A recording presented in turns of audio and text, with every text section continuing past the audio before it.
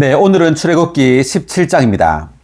우리는 출애굽기 16장에서 만나를 보았습니다. 자, 이 만나는 하늘에 속한 음식이신 생명의 떡이신 예수 그리스도의 예표입니다. 우리는 매일매일 하늘에 속한 음식을 먹음으로 하늘에 속한 백성으로 조성됩니다. 아멘. 이제 우리는 17장에서 생수에 대해서 보게 될 텐데요.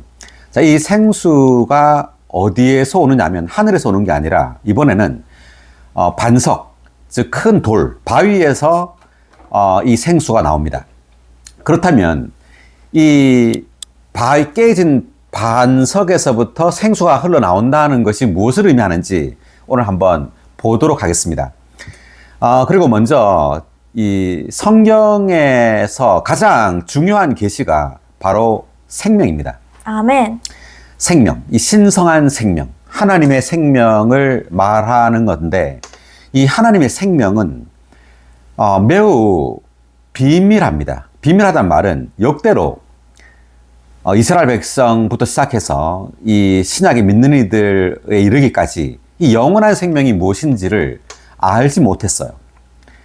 어떤 믿는 이들은 이 영원한 생명은 우리가 죽어서 영원토록 사는 것이라고 생각합니다. 다만 또 어떤 이는 이 영원한 생명은 하늘에 있는 그 맨션 있죠.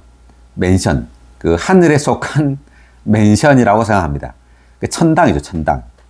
그렇지만 성경에서 계시된 이 eternal life, 이 영원한 생명은 바로 하나님 자신입니다. 아멘. 이것은 매우 중요합니다.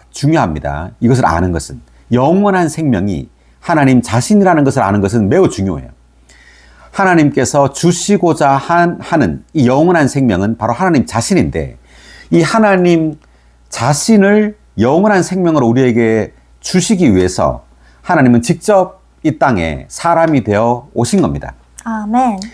하나님께서 직접 사람이 되어 오신 목적은 다만 우리의 죄를 위하여 십자가에서 사람으로 죽기 위해 오신 것이 아니에요. 이것은 다만 절차입니다. 구속은 절차예요.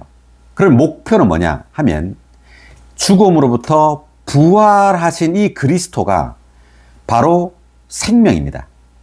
부활하신 그리스도가 영원한 생명이에요. 아멘. 이 영원한 생명을 사람에게 주기 위하여 하나님은 사람이 되신 겁니다. 아멘. 그래서 요한일서 그 1장을 보면은요.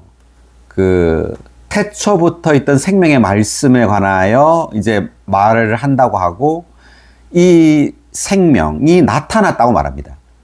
그러니까 요한일서를 요한이 썼는데 특별히 요한의 서신들을 보면은요. 요한복음과 요한 1, 2, 3서, 요한계시록을 보면 생명이 강조되고 있어요. 특별히 요한복음과 요한 1, 2, 3서를 보면 생명이 강조되고 있는데 요한은 이 예수 그리스도의 오심을 생명의 오심 또는 생명의 나타남이라고 말합니다. 그러니까 하나님께서 이 땅에 사람이 되어 오신 것은 바로 그분 자신의 생명을 주기 위해서라는 거죠. 아멘. 자, 그래서 이 하나님 그분 자신이 영원한 생명이시지만 이 생명을 사람 안으로 분배하기 위해서는 다만 말로만 해서 되는 것이 아니라 과정을 거쳐야 합니다. 하나님이 사람이 되시고 이 사람이 인생을 거치고 그리고 죽음과 부활의 과정을 거쳐서 생명 주시는 영이 되셔야 해요. 그래서 하나님이 이제 삼일 하나님이라고 말을 하죠. 우리가 아버지, 아들, 성령이라고 말을 합니다. 하나님이 반드시 셋이시면서 하나이셔야지 우리에게 생명을 줄 수가 있어요. 아멘. 다만 하나님께서 아버지이시라면 하나님은 그 아버지가 가진 그 생명을 사람에게 전달할 길이 없어요. 반드시 하나님 아버지는 사람으로 아들로 이 땅에 오셔야 합니다. 사람이 되어 오셔야 되고 이 사람이신 예수가 죽고 부활하여 The Spirit, 그 영이 되셔야 합니다. 그래서 그 바울은 고린도전서 15장 45절에서 이 The Spirit, 영을 life giving spirit이라고 표현합니다. 생명 주시는 영이라고 표현을 해요. 그러니까 이 영이 생명을 준다는 거죠. 아멘. 그러니까 하나님께서 과정을 거쳐 즉 죽고 부활하여 생명 주시는 영이 되지 않았다면 하나님은 그분 자신의 생명을 사람에게 줄 수 없었단 말입니다. 그래서 오늘 우리가 이제 반석을 쳤을 때 여기에서 생수가 흘러나오는 이 장면을 통해서 이제 하나님께서 과정을 거쳤다는 것을, 과정을 거침으로 주님이 생수가 되어서 믿는 이들 안으로 흘러 들어왔다는 것을 보여주는 그림이에요, 이것이. 자, 그러면 우리가 이제 읽어가면서 상세하게 이야기를 해보겠습니다. 자, 17장 1절. 이스라엘 자손의 온 회중이 여호와의 명령대로 신 광야에서 그 여정대로 나아가다가 르비딤에 진을 쳤는데 그곳에는 백성이 마실 물이 없었다. 신 광야에서 만나를 먹었습니다. 만나를 먹고 이제 계속해서 여행을 하게 돼서 이제 르비딤이라는 곳에서 이제 진을 쳤습니다. 그런데 여기에 마실 물이 없었어요. 그래서 불평을 했겠죠. 그랬더니 그 6절을 읽어볼까요? 이제 내가 거기 호렙에 있는 반석 위에서 내 앞에 서겠다. 너는 그 반석을 쳐라. 그러면 거기에서 물이 나와 백성이 마실 수 있을 것이다. 모세는 이스라엘의 장로들이 보는 앞에서 그대로 하였다. 주님께서 생수를 주는 방식을 한번 보세요. 생수를 주는 방식이 하늘에서 어떤 생수가 내려오거나 뭐 강물이 막 흐르하거나 이렇게 한 게 아니라 반석에서부터 생수가 나오게 합니다. 그래서 모세에게 하는 말이 너는 그 반석을 쳐라 라고 말했죠. 쳐라. 그 지팡이로 쳐라. 그러면 거기에서 물이 나와 백성이 마실 수 있을 것이다.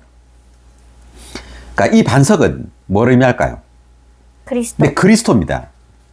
그리스도를 상징합니다. 그것을 어떻게 할 수 있죠, 우리가? 자, 고린도 전서 10장 4절에서 바울이 그렇게 해석하고 있어요. 모두 똑같은 영적인 물을 마셨습니다. 그들은 자기들을 따르는 영적인 반석에서 마셨는데 그 반석은 그리스도였습니다. 네. 고린도전서에서 바울은 3절에서는 똑같은 영적인 음식을 먹었고 이것은 만나를 가리키는 거고요. 그리고 4절에서 지금 영적인 물을 마셨습니다. 그들은 자기들을 따르는 영적인 반석에서 마셨는데 그 반석은 그리스도였습니다. 라고 바울이 해석하고 있죠. 자, 이 물질적인 이 반석을 바울은 그리스도라고 해석했습니다. 여기 각주를 한번 보면 4의 1번 각주. 갈라진 반석에서 흘러나온 생수를 가리키며 이것은 십자가에 못 박히시고 부활하신 그리스도에게서 흘러나온 모든 것을 포함한 물이신 그 영을 예표한다. 경주하기 위해서는 우리 모두가 똑같은 영적인 물을 마셔야 하며 모든 것을 포함한 영 외에 어떤 것도 마셔서는 안 된다. 아멘. 그래서 갈라진 반석에서 흘러나오는 이 생수는 바로 십자가에 못 박히시고 부활하신 그리스도를 상징합니다. 예표합니다. 그래서 모든 것을 포함한 물이신 바로 그 영이라는 거죠. 이 생수가. 아멘. 그래서 성경에서 강이든지 물이든지 또는 이렇게 생수든지 다 the spirit, 그 영을 예표해요. 그래서 주님, 그러니까 여기에 반석이 깨졌다는 것은 반석이신 예수 그리스도께서 십자가에 못 박혔다는 것을 의미합니다.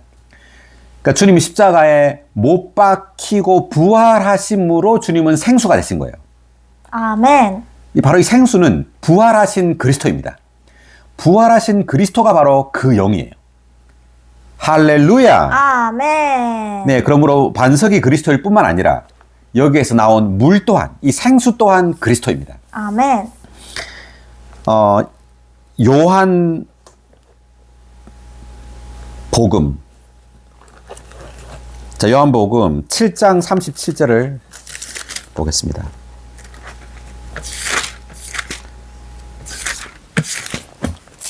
자, 7장, 잠깐만요. 7장 37절부터 39절까지. 명절 끝날, 곧 큰 날에 예수님께서 서시어 외치셨다. 누구든지 목마르거든 나에게로 와서 마시십시오. 나를 믿는 사람은 성경에서 말한 대로 그의 가장 깊은 곳에서 생수의 강들이 흘러나올 것입니다. 이것은 예수님을 믿는 사람들이 받을 그 영에 대해 말씀하신 것이다. 예수님께서 아직 영광스럽게 되지 않으셨기 때문에 그 영께서 아직 계시지 않았다. 지금 이 장면은 예수님께서 말씀하신 장면인데 누구든지 목마르거든 나에게로 와서 마시라고 말하죠. 왜냐하면 이 예수 그리스도, 이 나가 바로 생수이기 때문이에요. 주 예수님 자신이 바로 생수입니다. 아멘. 자, 그런데 38절을 보면 나를 믿는 사람은 성경에서 말한 대로 그의 가장 깊은 곳에서 생수의 강들이 흘러나올 것입니다 라고 말해요. 그러니까 나를 믿는 사람은 곧 예수님을 믿는 사람인데 예수님을 믿는 사람은 예수님을 마시는 사람이에요. 왜? 주님이 생수이시니까. 예수님을 생수로 마시는 사람은 그 마신 그 사람의 가장 깊은 곳에서 생수의 강이 흘러나온다고 말합니다. 자, 그리고 하는 말이 39절에서 이것을 이제 생수의 강이 무엇인지에 대해서 말하고 있는데 이것은 예수님을 믿은 사람들이 받을 뭐요? 그 영. 예, 그 영. 더 스피릿에 대해 말씀하신 것이다. 뭐가? 이 생수의 강이. 이 생수의 강들이 그 영이라는 거죠. 예수님께서 아직 영광스럽게 되지 않으셨기 때문에 그 영께서 아직 계시지 않았다. 예수께서 아직 영광스럽게 되지 않았다는 말은 이때 영광스럽게 된다는 말은 주님께서 부활하심으로 그분이 영광스럽게 되는 겁니다. 주님께서 부활하심으로 영광스럽게 되어서 주님이 그 영이 되시는 거예요. 그 영이 되심으로 이제 주님을 믿은 사람은 그 영을 받게 되는 거예요. 그래서 지금 이 요한복음 7장에서는 아직 주님께서 부활하지 않으셨죠. 그렇기 때문에 그 영이 아직 존재하지 않았다고 말해요. 네, 존재하지 않았다, 이 계시지 않았다는 말은 was not yet, 존재 자체가 없었단 말이에요. 그러니까 이 말은 이전에도 성령은 있었어요. 하나님의 영도 있었고 주님이 성령으로 잉태되셨죠. 있었지만 더 스피릿은 없었단 말은 그 주님께서 부활하기 전에 하나님의 영 또는 이 성령은 사람에게 생수를, 즉 사람에게 생명을 줄 수 없는 영이었단 말이에요. 부활하심으로 주님께서 영광스럽게 되심으로 주님은 이제 사람에게 생명을 줄 수 있는 영이 되신 거예요. 아멘. 네. 자, 그래서 왜 그런가 하면은 주님께서 죽고 부활하기 전에 이 하나님의 영은 다만 신성만 가지고 있는 영이에요. 그렇지만 주님께서 이제 성육신하심으로 인성을 갖게 되었지만 아직 인성은 신성화되지 않았다. 네, 인성이 아직 신성 안으로 들어가지 않았기 때문에 이 인성이 신성 안으로 들어가려면 부활의 과정이 필요합니다. 죽음과 부활의 과정을 통하여 인성이 영광스럽게 된 거예요. 그래서 이 예수님께서 아직 영광스럽게 되지 않았다 이 말이 인성이 신성화되는 것이 바로 영광스럽게 되는 겁니다. 예, 인성, 즉 사람이 하나님이 되는 것, 이것이 바로 영광스럽게 되는 거예요. 예수의 인성이 죽음과 부활을 통하여 될 때, 비로소 더 스피릿이 존재하게 된다는 말이죠. 아멘. 이 더 스피릿이 사람에게 생명을 줄 수 있단 말이에요. 네, 그래서 고린도전서 15장 45절에서 마지막 아담은 생명 주시는 영이 되셨다라고 바울이 말하고 있습니다. 자, 그리고 한 구절 더 보면 이제 같은 요한복음인데 요한복음 20장 22절.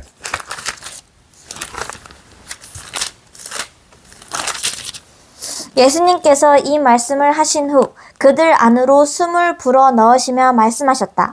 성령을 받으십시오. 네. 자, 예수님께서 이제 부활하신 후입니다. 부활하신 후에 제자들에게 나타났죠. 나타나서 제자들 안으로 숨을 불어 넣으셨어요.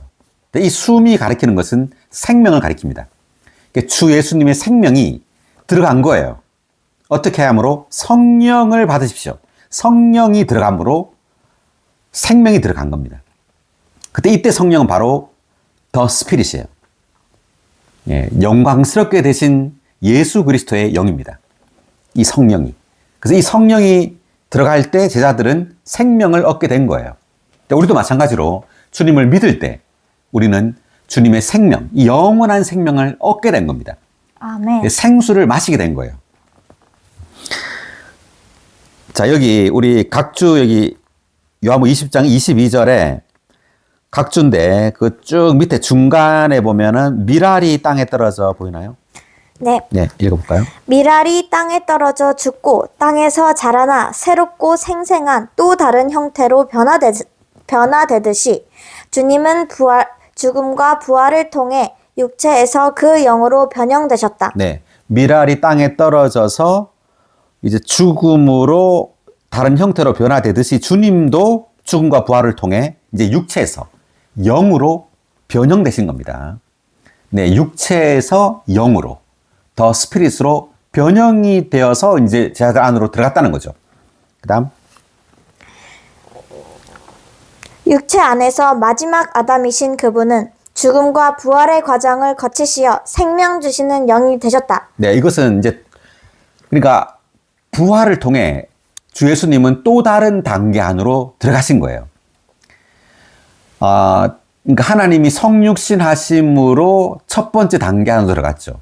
하나님이 육체가 되셨고, 그 다음 이제 부활을 통해 또 다른 단계, 영 안으로 들어가신 겁니다. 그러니까 영이 되신 거예요. 이제 또 다른 단계의 또 다른 형태로 이제 주님은 존재하시는 거예요. 주님은 이제 그 영으로 존재하세요. 그러니까 죽고 부활하신 주 예수님은 이제 육체가 아니라 뭐라고요? 그 영. 예, 그 영입니다.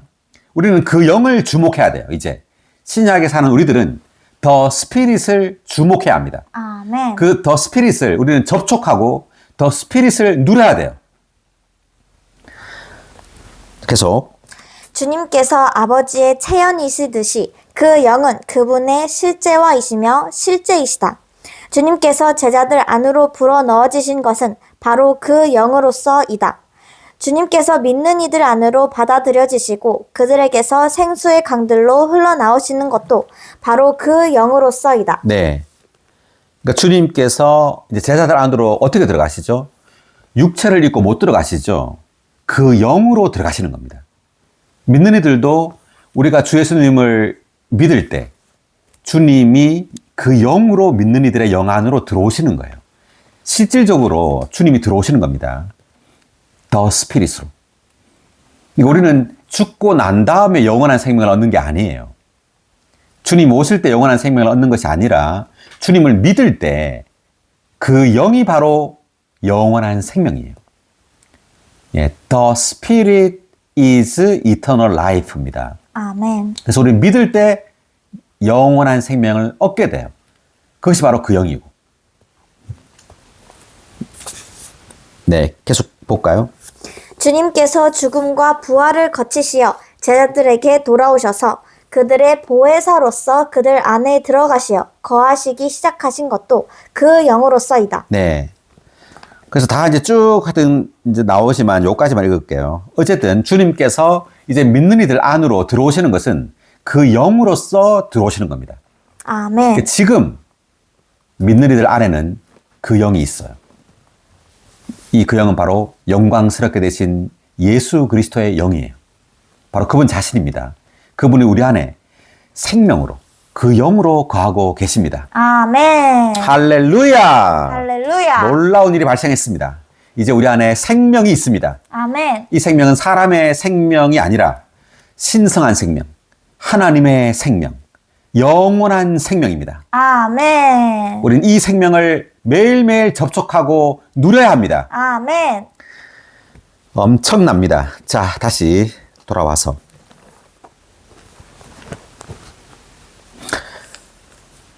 자, 그래서 하여튼 이제 다시 17장 6절로 돌아왔는데 여기 각주를 한번 읽어보면 6의 2번 각주, 반석을 쳐라에 대한 각주. 반석을 친 것은 그리스도께서 십자가에 못 박히신 것에 대한 분명하고 완전하며 온전한 그림이다. 반석을 친 것은 모세의 지팡이였다. 이 예표에서 모세는 율법을 상징하고 지팡이는 율법의 힘과 권위를 나타낸다. 따라서 반석을 친 것이 모세의 지팡이였다는 것은 그리스도를 십자가에서 죽게 한 것이 하나님의 율법의 권위였다는 것을 상징한다. 네. 자, 이게 이제 율법의 권위와 힘을 상징한다. 이거죠, 지팡이가. 그 다음, 6의 3번 각주를 보면, 물이 나와 백성이 마실 수 있을 것이다에 대한 각주를 볼까요? 맞은 반석에서 흘러나온 물은 그 영의 예표이다. 그리스도는 육체 되심을 통하여 이 땅에 반석으로 오셨다. 그분은 하나님의 구속을 성취하시기 위하여 십자가에서 하나님의 의로운 율법의 권위로 맞으셨다. 그분의 옆구리는 찔렸고 하나님의 백성이 마실 수 있도록 생수가 흘러나왔다. 이 생수는 부활 안에 있는 생명수, 곧 삼일 하나님의 궁극적인 흘러나옴이신 모든 것을 포함하신 생명 주시는 영이다. 아멘. 할렐루야.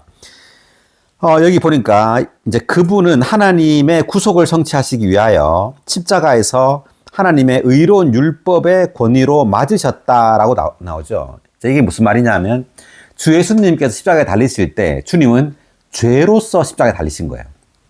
그러니까 주님이 우주 가운데 유일한 죄였던 겁니다. 십자가에 달리셨을 때. 그래서 하나님은 이 하나님의 그 의로운 뭐죠? 하나님의 의로운 율법의 권위로 예수 그리스도를 심판한 거예요. 십자가에서. 유일한 죄를 심판한 겁니다. 하나님의 그 의로운 율법의 권위로.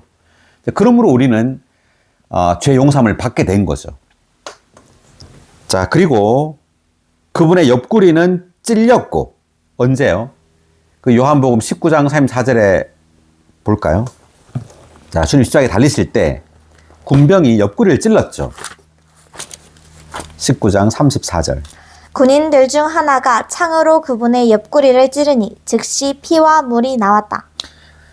이제 주님께서 십자가에서 이미 이제 죽으신 것을 보고 다리를 꺾지 않고 군인들 중 하나가 창으로 예수님의 옆구리를 찔렀어요. 자, 이것도 이제 확인 사살입니다. 확인. 완전히 죽이는 거죠. 찔렀는데 거기서 뭐가 나왔죠? 피와 물. 피와 물. 이 두 가지가 나온 거예요. 그래서 이것을 왜 이렇게 기록했느냐? 다시 말하면 핏물이 아니라 피와 물이라고 돼 있죠. 이것은 이 피는 그리스도의 구속의 피를 상징하는 겁니다. 그리고 물은 생명의 물이에요. 그러니까 주님의 죽음을 통하여 구속이 성취되었고 또 한 가지는 생명이 분배되었다. 생명이 산출되었다는 말이에요. 아멘. 그래서 여기 이제 그 반석에서 쳤을 때 이제 생수, 물이 흘러나왔다 할 때 여기 요한복음에서는 피와 물이 나왔다 할 때 이 물이 바로 생수입니다. 생수. 부활하신 그리스도예요. 그러니까 이 주님의 이 영원한 생명은 주님의 죽음과 부활을 통해 산출된 거예요. 그전에는 없었던 거예요.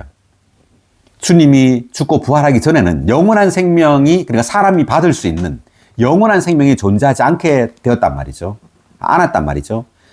그런데 이 반석을 쳤더니 물이 나왔다는 것은 주님의 십자가에 못 박혀 죽음과 부활을 통해 물이 흘러나오게 되었다라는 뜻이에요.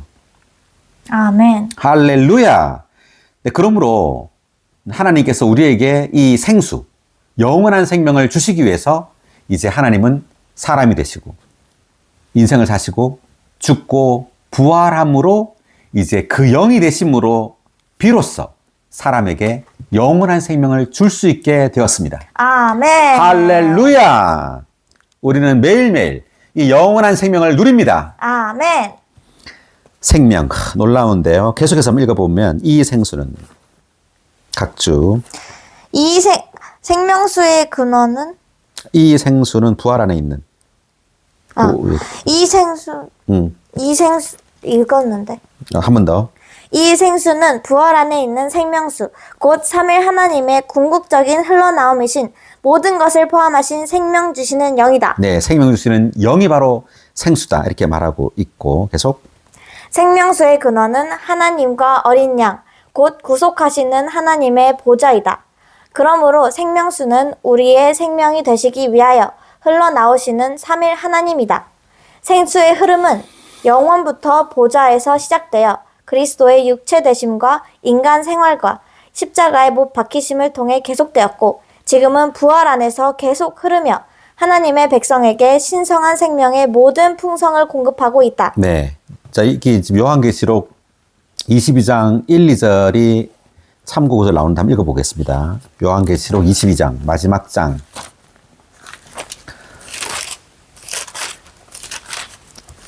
1, 2절.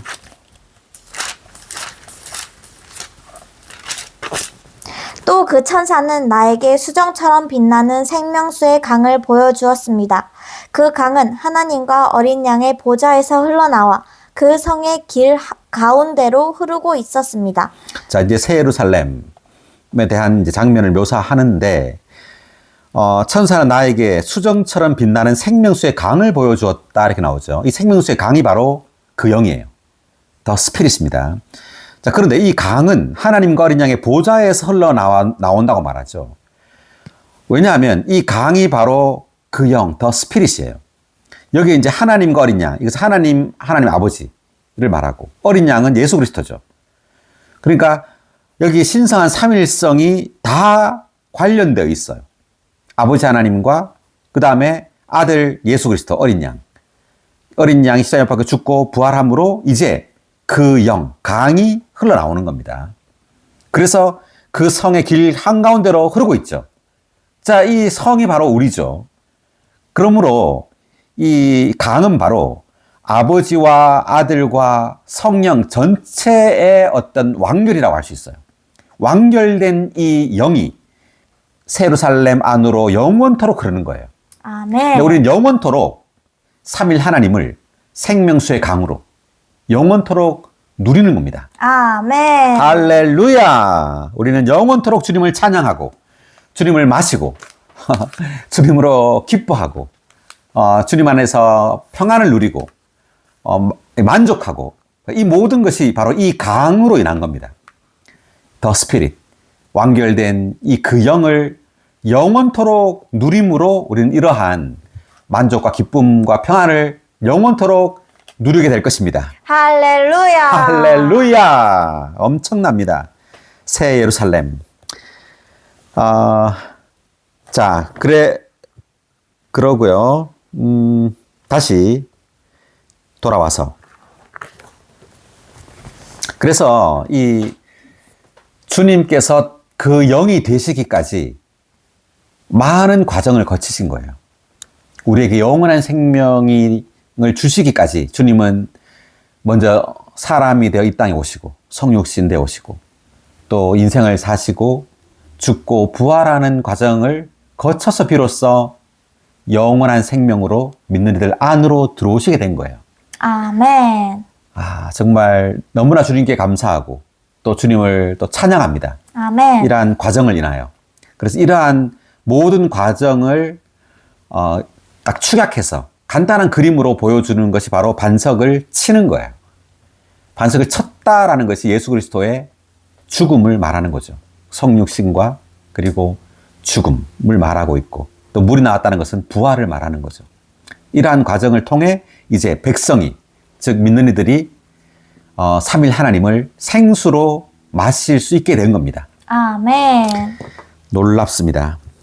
자, 계속 읽어보면 우리가 맞으신 그리스도와 동일시 될 때 신성한 생명이 생수처럼 우리에게서 흘러나간다. 부활 안에 있는 생명수의 흐름은 그리스도의 몸의 건축과 그리스도의 신부의 준비를 위한 것이며 둘 다 새 예루살렘으로 최종 완결될 것이다. 아멘. 이 생명수, 그러니까 부활 안에 있는 생명수의 흐름은 그리스도의 몸의 건축과 그리스도의 신부의 준비를 위한 것이며 둘 다 새 예루살렘으로 최종 완결될 것이다. 아멘. 새 예루살렘으로 최종 완결되는 것은 바로 이 생명수의 흐름으로 인한 겁니다. 우리 매일매일 이 생명수, 그 영, 생명 주시는 영을 먹고 마시고 누려야 합니다. 아멘. 굉장히 중요합니다, 지금. 네, 이 물, 생명수. 자, 그 다음, 7절. 그는 그곳의 이름을 마사와 무리바라고 하였다. 이것은 이스라엘 자손이 다투었기 때문이며 또 그들이 여호와께서 우리 가운데 계시는가 계시지 않는가라고 하며 여호와를 시험하였기 때문이다. 아멘.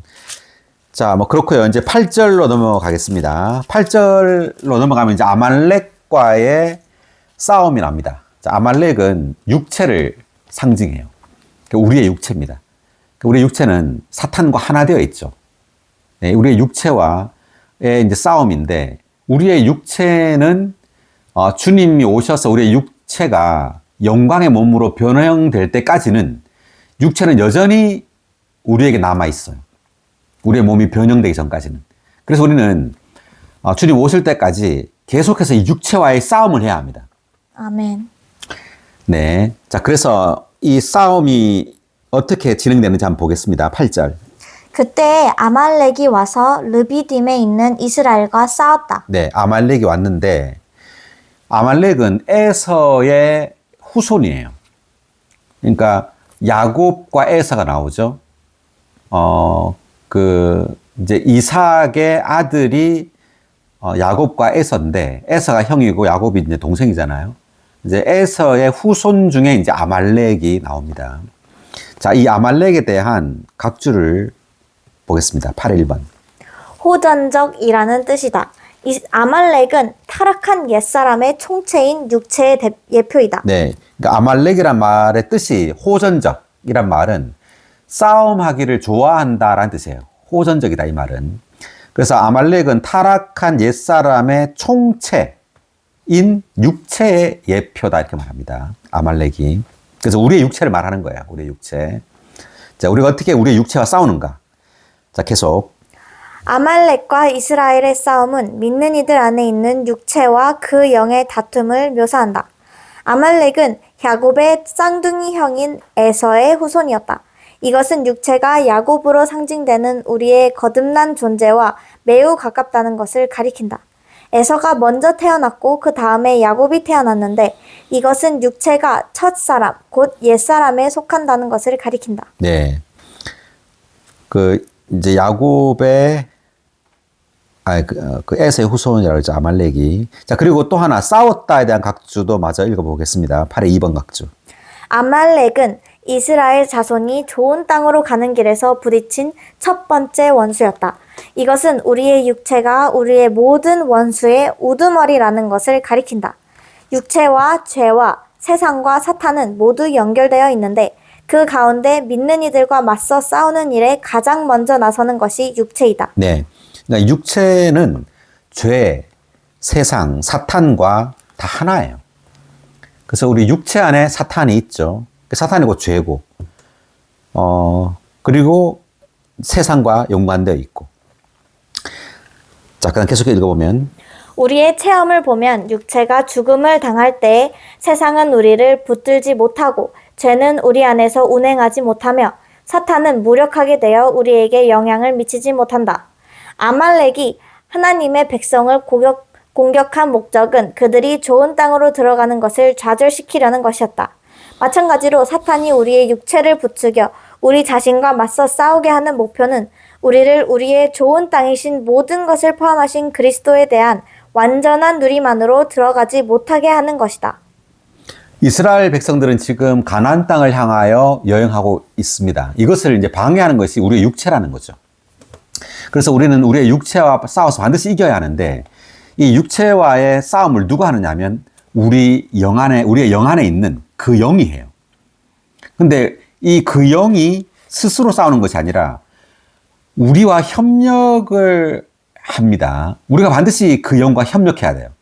협력함으로 그 영이 육체와 싸워서 이제 이기게 되는데, 자, 그런데 어떻게 협력하는지가 이제 여기 이제 그림으로 나오고 있는데 한번 보겠습니다. 자, 9절 한번 볼까요? 모세가 여호수아에게 말하였다. 우리를 위해 사람들을 선발하여 나가서 아말렉과 싸워라. 내가 내일 하나님의 지팡이를 손에 들고 언덕 꼭대기에 서 있겠다. 네, 이제 여호수아하고 모세가 이제 지금 이야기를 하고 있는데, 산 꼭대기에, 언덕 꼭대기에 서겠다. 누가? 모세가. 그럼 누가 싸우는 건 누구냐? 여호수아가 싸우는 거예요. 그럼 모세와 여호수아의 이 역할, 이들은 도대체 뭘 상징하는지를 봐야 합니다. 자, 10절을 읽어볼까요? 여호수아는 모세가 말한 대로 아말렉과 싸우고 모세와 아론과 훌은 언덕 꼭대기로 올라갔다. 여호수아와 모세만 등장하는 것이 아니라 여기 보니까 아론과 훌도 등장하죠. 그러니까 아론과 훌은 모세와 함께 언덕 꼭대기로 올라갔어요. 그리고 밑에서는 여호수아와 이스라엘 백성들이 지금 싸우고 있고 아말렉과 싸우고 있습니다. 자, 그런데 11절을 보면 모세가 손을 들면 이스라엘이 우세하고 손을 내리면 아말렉이 우세했다. 자, 그러면 전쟁에 이기고 지고가 지금 뭐에 달려 있죠? 모세의 손. 네, 모세 손에 달려 있습니다. 근데 모세가 손을 어떻게 하면 이겨요? 들면. 손을 들면 이렇게 이기고 또 손을 어떻게 해요? 내리면 어떻게 돼요? 지는 거예요. 아말렉이 무시하게 됩니다. 그러면 모세가 손을 드는데 왜 이스라엘이 이기느냐는 거죠. 모세가 손을 드는 것이 도대체 뭘 상징하냐라는 겁니다. 그러니까 손을 든다라는 것은 기도를 상징합니다. 기도. 그러니까 모세는 산꼭대기에 있잖아요. 이것은 승천 안에 계신 예수 그리스도예요. 그리고 여호수아는 지금 밑에서 싸우죠, 땅에서. 이것은 우리의 영 안에 있는 그 영이에요, 여호수아는. 그러니까 한면으로 주 예수님은 두 군데 다 있어요. 한면으로 주님은 승천 안에 계시고 산꼭대기에. 또 한면으로 주님은 우리의 영 안에 그 영으로 계세요. 마치 집안에 전기가 들어오잖아요. 이 전기가 저 멀리 있는 발전소에서 오죠. 이 발전소에 있는 전기가 집 안으로 들어오는 거죠. 그래서 발전소가 저 승천 안에 계신 예수 그리스도라면 우리 집 안에 들어온 이 전기는 우리의 영 안에 있는 그 영이신 예수 그리스도라고 생각하면 돼요. 자, 그런데 이제 승천 안에 계신 이 예수 그리스도가 우리를 위하여 중보기도를 한단 말이에요. 손을 들었단 말이에요. 중보기도를 하면 이기는 거예요. 근데 손이 내려가네요. 이렇게 보니까. 또 내려가면 져요. 자, 그러면 예수 그리스도, 승천에 계신 예수 그리스도가 왜 손을 올렸다 내렸다 하는 거죠, 도대체? 계속 들고 있으면 되는데. 자, 이것은, 자, 12절을 보면 나옵니다. 볼까요? 모세의 손이 무거워지자 그들은 돌을 가져다 모세가 서 있는 곳에 놓았고 모세는 그 위에 앉았다. 그리고 아론과 훌이 한 사람은 이쪽에서 다른 사람은 저쪽에서 모세의 손을 받쳐주었다. 그리하여 모세의 손이 해가 질 때까지 그대로 있었다. 아론과 훌이 양쪽에서 지금 모세의 손을 받쳐주고 있죠. 자, 그렇기 때문에 이 손이 내려가고 올라가고가 모세에게 지금 달려있는 게 아니에요. 아론과 훌에게 달려있어요. 그럼 이 아론과 훌이 누구냐면 바로 우리입니다. 우리를 상징해요. 아론은 제사장 직분을 가진 사람이고 훌은 왕의 직분을 가진 사람이에요. 구약을 보면. 그러므로 왕이자 제사장, 왕 같은 제사장인 믿는 이들을 상징하고 있어요. 아론과 훌은. 그래서 믿는 이들이 승천 안에 계신 예수 그리스도와 함께 동력해서 중보기도를 해야 한단 말이에요. 그러니까 우리가 승천 안에 계신 그리스도와 하나가 되어서 중보기도 할 때 우리는 우리의 육체를 이길 수 있단 말입니다. 아멘. 할렐루야. 자, 그래서 이제 이 육체를 이긴다라는 것은 여기서는 이제 한 번의 싸움이지만 사실상 이것은 매일매일 우리에게 일어나야 하고 매일매일 일어나는 싸움입니다. 그 구약의 성막의 어떤 그림을 보면 성소와 지성소 사이에 휘장이 이것이 가로막고 있어요. 그러니까 성소와 지성소를 분리하는 이 휘장이 육체를 상징합니다. 즉 이 아말렉이라고 할 수 있어요. 그래서 우리가 그 성소 휘장 발 앞에 뭐가 있냐면 분향단이 있었습니다. 분향단. 분향단이 성소에 있었는데 이 분향단은 중보기도, 예수 그리스도의 중보기도를 상징해요. 그러니까 분향단을 통해서 예수 그리스도의 중보기도를 통하여 휘장이 찢어지는 거예요. 우리가 중보기도를 할 때 휘장이 찢어진다. 즉 육체, 아말렉이 패배당한다는 것을 의미합니다. 휘장이 찢어짐으로 우리는 지성소 안으로 들어가서 하나님과 하나가 되는 거예요. 아멘. 이것을 가리키는 겁니다. 지금 그 성막의 어떤 그림을 보자면. 그래서 우리가 이렇게 승천하신 예수 그리스도와 하나가 되어 동력하여 중보기도를 하는 것은 그 영적인 그 체험의 어떤 단계를 보자면 매우 높은 단계예요. 다만 우리가 뭐 기도한다고 해서 이 중보기도가 되는 것이 아니라 많은 과정이 필요합니다. 우리가 이전에 그 6월절을 통과했죠. 그리고 홍해를 지났죠. 그리고 홍해를 지나서 마라의 체험과 또 엘림에서의 12샘, 70종려나무, 70야자나무를 체험하고 그 다음에 또 만나를 먹고 14장에서 그리고 16장에서 만나를 먹고 그리고 17장 바로 앞에서 생수를 체험했잖아요. 주님을 생명으로 우리가 누렸어요. 그런 이후에 비로소 우린 주님과 승천 안에서 중보기도를 할 수 있게 돼요. 자, 우리 체험 가운데 보면 우리가 기도를 중요시한다. 물론 기도 집회를 가고 뭐 이렇게 할 수 있는데 우리의 어떤 인식에 있어서 주님과 하나 되어 기도하는 것이 굉장히 중요하다는 걸 우리 존재 안에서 인식하는 단계에 이르러야 돼요. 그러니까 기도가 아무 효력이 없다고 생각할 수 있잖아요. 그렇지만 우리가 가면 갈수록 이제 어떤 영적인 전쟁을 보게 되고 이것이 영적인 전쟁이라는 것을 알게 됩니다. 그럴 때 우리 어떤 육체의 지혜나 우리 육체의 어떤 힘으로 뭔가 우리의 어떤 문제를 해결하려고 하지 않고 점점점 우리의 영 안에서 영적으로 이것을 싸우려고 하게 된다는 거죠. 아멘. 그래서 기도를 의존하게 돼요. 그래서 생명안에서 잘하면 잘할수록 더 많이 우리는 기도 안에 있게 됩니다. 꼭 기도 집회 때만 기도하는 것이 아니라 우리의 일상생활 가운데 우리는 매우 자주 또는 항상 우리는 기도 안에서 주님과의 그 접촉 안에 있게 돼요. 그럴 때 우리는 육체를 이기게 됩니다. 아멘. 그래서 육체 안에 있지 않고 우리는 지성소 안에서 그 영 안에서 사는 사람이 돼요. 육체를 따라 사는 사람이 아니라 그 영을 따라서 지성소에 사는 사람이 된다는 거죠. 아멘. 그 단계까지 이제 우리는 성장해야 합니다. 아멘. 그러면 여기 각주를 읽어가면서 다시 한번 이야기를 해볼게요. 11의 1번 모세가 손을 들면 모세가 손을 들고 있는 동안 여호수아가 백성을 위해 싸우면 그 싸움에서 우세했다.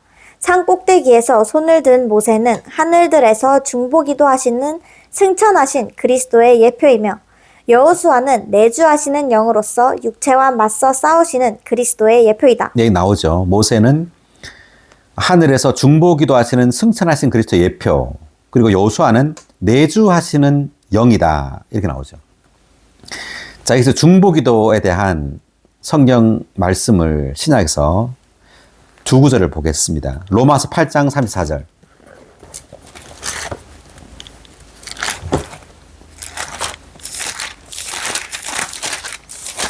누가 감히 유죄 판결하겠습니까?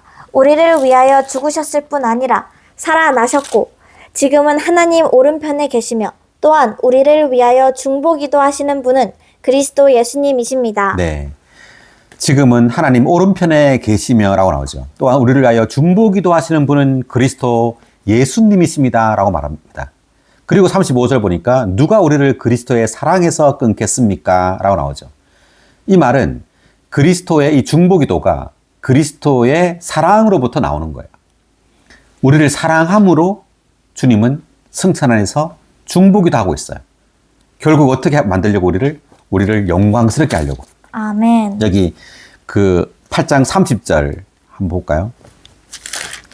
하나님은 미리 정하신 그들을 또한 부르셨고 부르신 그들을 또한 의롭다 하셨으며 의롭다 하신 그들을 또한 영광스럽게 하셨습니다. 네. 그래서 의롭다 하신 우리들을 영광스럽게 하셨다에 나오죠. 이렇게 시간 안에서 우리가 이렇게 될 수 있도록 주님은 그분의 사랑 안에서 중보기도 하시는 겁니다. 아멘. 이러한 중보기도에 우리가 참여하는 거죠. 그것이 바로 분향단에서의 기도예요. 한 구절 더 보면 몇 절이냐 하면 히브리서 7장 25절.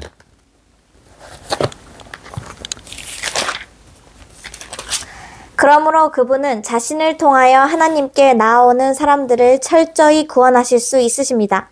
왜냐하면 그분은 항상 살아계셔서 그들을 위하여 중보기도를 하시기 때문입니다. 네. 자신을 통해 하나님께 나오는 사람들을 철저히 구원한다. 이 말은 그 철저히라는 말이 여기 보니까 완전히, 전적으로, 온전히, 끝까지, 영원토록이라는 뜻이에요. 끝까지 우리를 구원한단 말이죠. 아멘. 네, 우리가 영광스럽게 될 때까지. 우리의 온 영과 혼과 몸이 다 하나님의 생명으로 적셔져서 그분의 영광을 표현할 때까지 우리를 철저히 구원한단 말이에요. 아멘. 이걸 위하여 그분은 항상 살아계셔서 그들을 위하여 중보기도를 한단 말입니다. 네, 중보기도. 분향단에서의 그 기도. 위대한 기도입니다. 아멘. 높은 기도예요. 할렐루야. 아멘. 놀랍습니다. 우리 또한 체험에 있어서 성도들이 이 영광에 이를 때까지 우리도 성도들을 위하여 어떻게 해야 되죠? 중보기도. 네, 중보기도 해야 합니다. 아멘. 이렇게 할 수 있도록 우리는 생명이 자라야 돼요. 우리의 인식이 높아져야 합니다. 성도들을 위하여, 성도들이 철저히 구원받을 수 있도록 우리는 성도들을 위하여 승천하신 그리스도와 함께 하나 되어서 중보기도 할 수 있기를 원합니다. 아멘. 할렐루야. 이제 돌아와서 네, 각주 계속해서 읽어볼까요? 이스라엘은 만나와 생수의 공급을 받음으로써 또 모세가 손을 들어주고 여호수아가 싸워줌으로써 아말렉 사람들을 패배시켰다. 마찬가지로 우리는 우리의 생명 공급이신 그리스도를 먹고 마심으로써 또 중보기도 하시는 그리스도와 함께 기도하며 싸우시는 영이신 그리스도와 함께 육체를 죽음에 넘김으로써 육체를 이긴다. 할렐루야. 육체를 이긴다. 아멘. 네, 육체를 이긴다는 것은 작은 일이 아니에요. 네, 우리의 육체에 죄가 거하고 있죠. 사탄이 거하고 있습니다. 이 육체는 항상 우리를 반대하고 우리를 대적해요. 우리를 유혹하고. 네. 그래서 이 육체를 우리는 단 영단번에 이기는 것이 아니라 매일매일 이겨야 합니다. 아멘. 우리의 영을 사용함으로, 네, 주님과 함께 기도함으로 육체를 이기기 원합니다. 아멘. 자, 그리고 이제 12의 1번 모세의 손이 무거워지자에 대한 각주. 산 꼭대기에서 기도하는 모세는 하늘들에서 기도하시는 그리스도의 예표이지만 손이 무거워진 모세는 우리를 나타낸다. 이것은 그리스도께서 하늘들에서 기도하고 계시는 동안 우리도 땅 위에서 기도해야 한다는 것을 의미한다. 육체는 결코 바뀌거나 개선되지 않기 때문에 육체에 대항하여 이기기 위해서 우리는 중보기도 하시는 그리스도와 하나 되어 끊임없이 기도해야 한다. 그러나 기도하는 우리의 손은 자주 무거워진다. 그러므로 우리는 우리를 받쳐줄 돌이 필요하며 아론과 훌의 도움이 필요하다. 여기에서 우리의 기도 생활을 위한 견고한 기초를 의미하는 돌은 우리가 우리 스스로는 약하다는 것과 우리의 기도를 유지하기 위해서는 그리스도께서 우리를 지탱해 주시는 분이 되셔야 한다는 것에 대한 깨달음을 가리킨다. 네, 그러니까 돌이 있었죠. 이 돌은 그리스도를 또한 상징하는 거예요. 돌이신 그리스도. 돌이신 그리스도가 또한 이 아론과 훌을 또 떠받쳐 줘야 된다는 말이죠. 네, 계속해서 대제사장인 아론은 제사장 직분을 상징하고 유다 지파에 속하는 훌은 왕권을 상징한다. 네, 아론은 제사장 직분, 훌은 왕권을 상징한다라고 돼 있죠. 유다 지파에 속하죠, 훌이. 그다음 제사장 직분은 지성소와 관련되어 있는데 우리의 체험에서 지성소는 항상 우리의 영과 관련된다. 그러므로 우리의 기도를 유지하고 그 결과 육체를 패배시키기 위해서는 우리의 영이 제사장 직분에 의해 강화되는 것이 필요하다. 또한 우리는 주님의 권위, 그분의 왕권 아래서 그분께 순종해야 한다.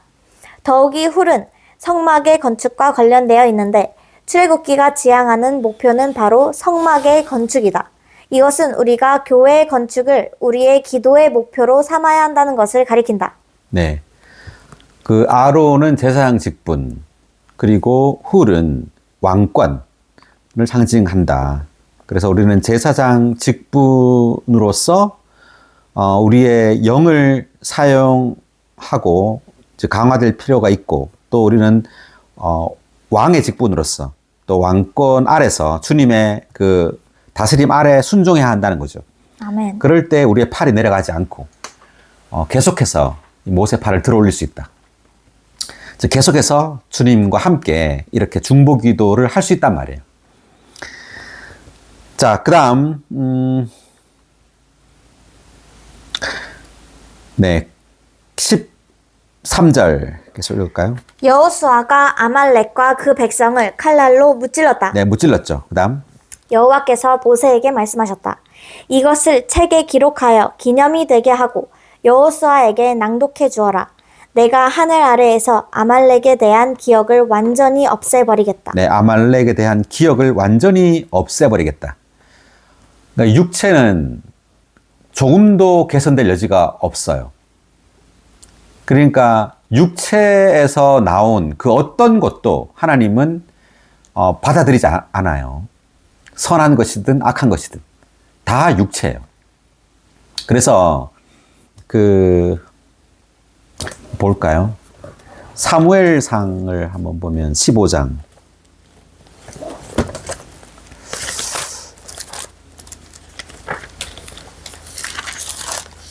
자, 사무엘상 15장 3절. 그러니 이제 가서 아말렉 족속을 치고 그들이 가진 모든 것을 완전히 멸망시켜라. 그들을 남겨두지 말고 남자와 여자, 어린아이와 젖먹이, 소와 양, 낙타와 나귀 할 것 없이 모두 죽여라. 여기도 이제 아말렉 족속이 나오죠. 이것은 사무엘이 사울에게 여호와의 말씀을 전달하는 장면입니다. 여호와께서 말씀하시기를 아말렉 족속을 치고 뭐 남자, 여자, 어린애, 젖먹이, 소, 나귀 할 걸 다 죽여라 그랬거든요. 그런데 사울 왕은 이 말을 듣지 않아요. 듣지 않고 8절 볼까요? 사울은 아말렉 족속의 왕 아각을 사로잡고 온 백성을 칼날로 완전히 멸망시켰다. 네, 그 아각을 죽이지 않고 사로잡았습니다. 그 아각이 뭐냐면 아말렉 족속의 왕입니다. 왕. 자, 그다음 9절. 그런데 사울과 백성은 아각뿐 아니라 가장 좋은 양과 소와 살찐 짐승과 어린 양과 그 밖에 좋은 것은 모두 남겨두고 완전히 멸망시키지 않았다. 그리고 보잘것없고 가치 없는 것들만 완전히 멸망시켰다. 네.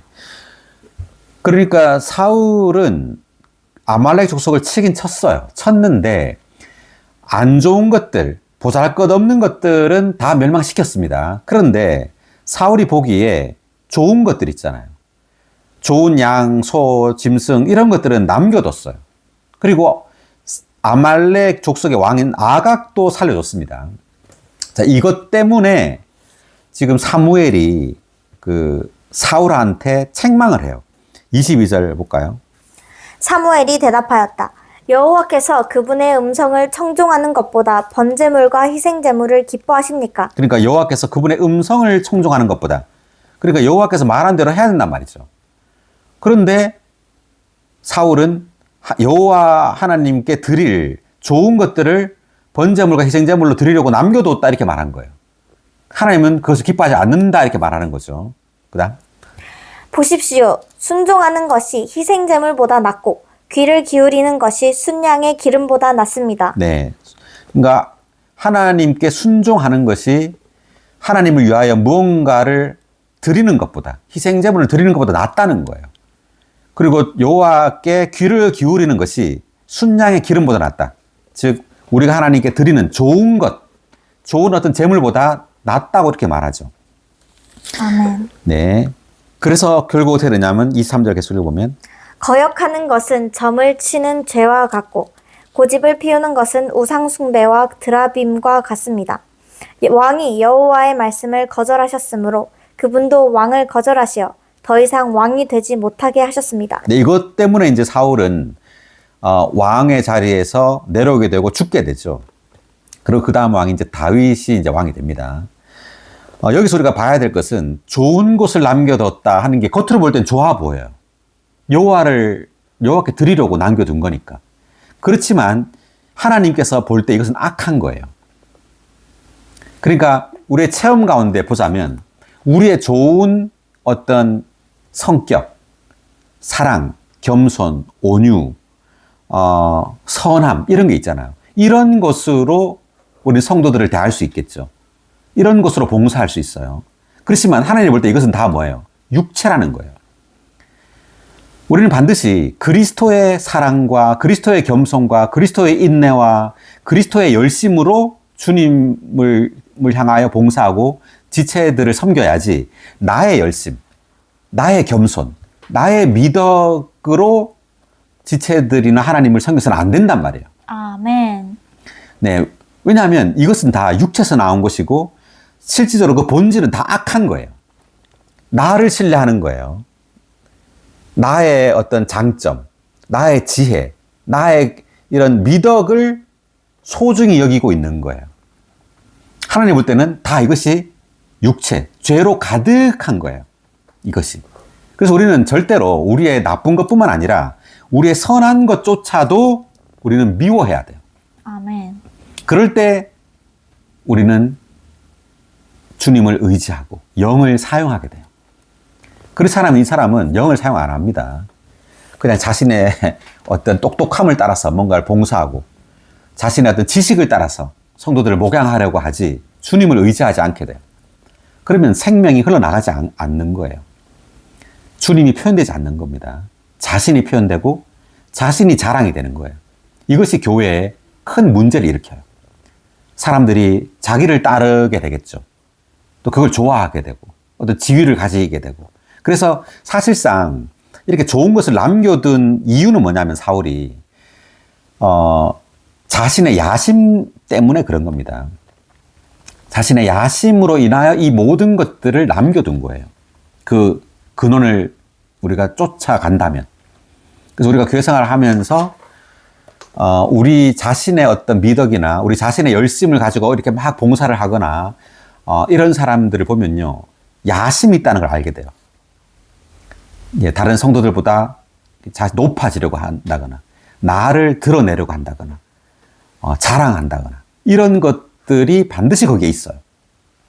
헛된 야심, 헛된 영광이 그 뒤에는 숨어 있다는 것.